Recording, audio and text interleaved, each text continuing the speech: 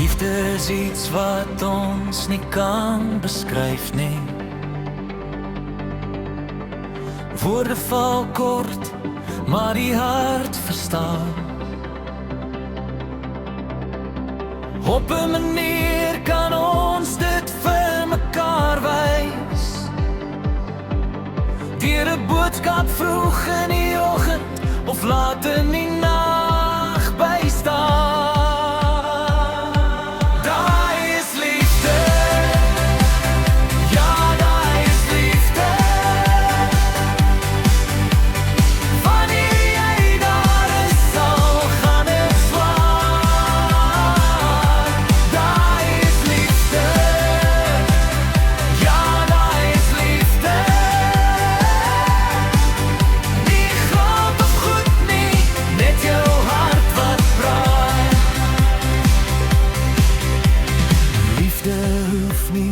Altyd groot te wees nie.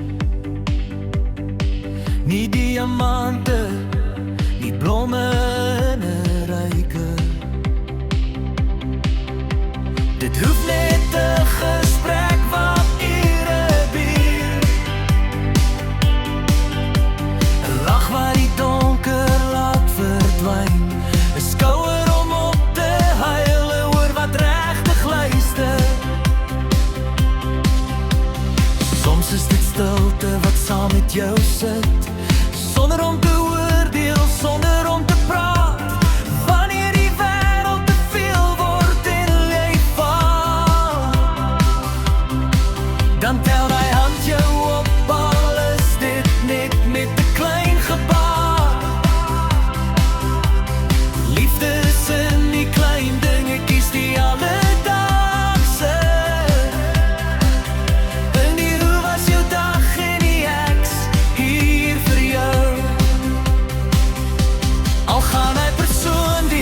Wat in die lewe, storm en reën, donker nagte alleen.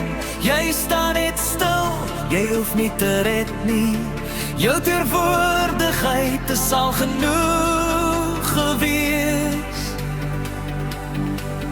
Liefde groei in die tye wat niemand sien, in die trane wat afvee word, in die hoop wat bly brand.